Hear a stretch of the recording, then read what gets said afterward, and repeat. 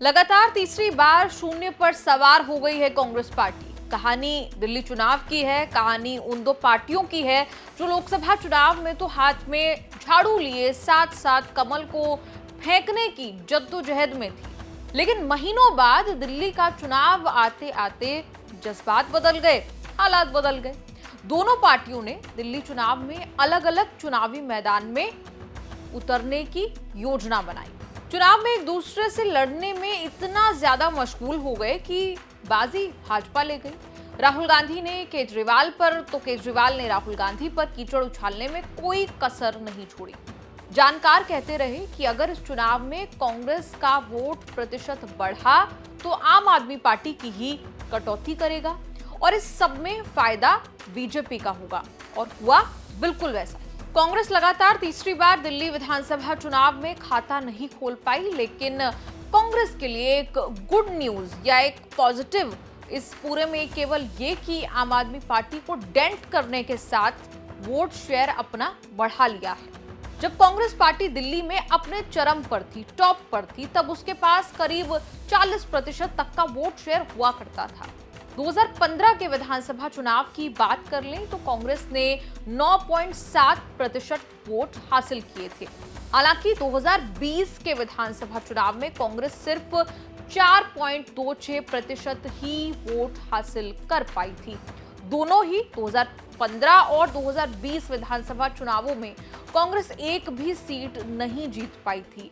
इस बार भी वैसा ही हुआ, लेकिन कांग्रेस के वोट प्रतिशत में 2 से 2.5% की बढ़ोतरी इस चुनाव में देखने को मिल रही है।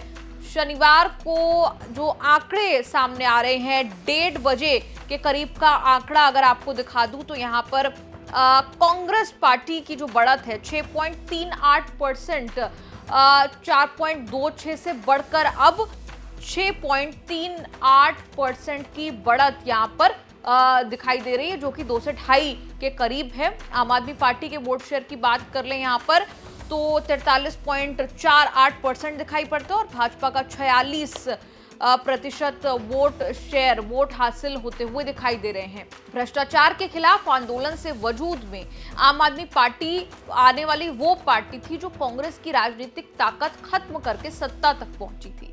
फ्री बिजली, पानी, शिक्षा, स्वास्थ्य सेवाओं में सुधार की योजनाओं से आम आदमी पार्टी ने गरीब और मध्यम वर्ग मतदाताओं को अपनी तरफ खींच लिया था। केजरीवाल की इस राजनीति से ये सारा वोटर वर्ग कांग्रेस से छिटक गया था और दिल्ली की राजनीति से कांग्रेस अलग थलग पड़ गई थी।